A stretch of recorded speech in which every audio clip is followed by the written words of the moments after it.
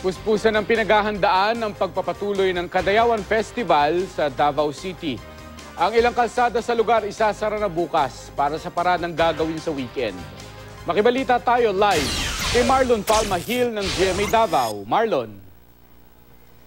Yes, Mark, Madayaw Davao, mga kapuso, handang-handa na nga ang Rizal Park o dito sa San Pedro Street para sa opening program ng 30th Kadayawan Festival dito sa Davao City. Sa mga oras na ito, mga kapuso, ay naghahanda pa lang o ginagawa pa lang ang rehearsal ng mga mag-perform mamayang alas 5 ng hapon para sa opening ng Kadayawan Festival. Ang nakikita nyo ngayon ay ang mga banda mamaya na magtutugtog sa mga estudyante na magpe-perform na galing sa iba't ibang mga eskwelahan dito sa Davao City. Samantala, sa may center stage naman ay nandito ngayon ang mga upuan na para sa mga bisita galing sa national level ng mga opisyal at meron ding mga upuan para sa mga lokal na opisyal dito sa Davao City.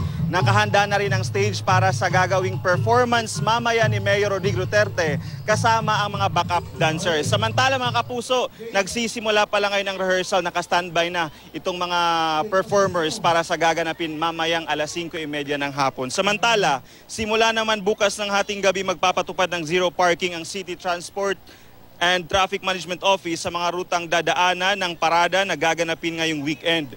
Magbibigay rin sila ng leaflets kung saan nakasaad ang mga lugar na hindi pwedeng mag-park ang mga makikisaya sa Kadayawan.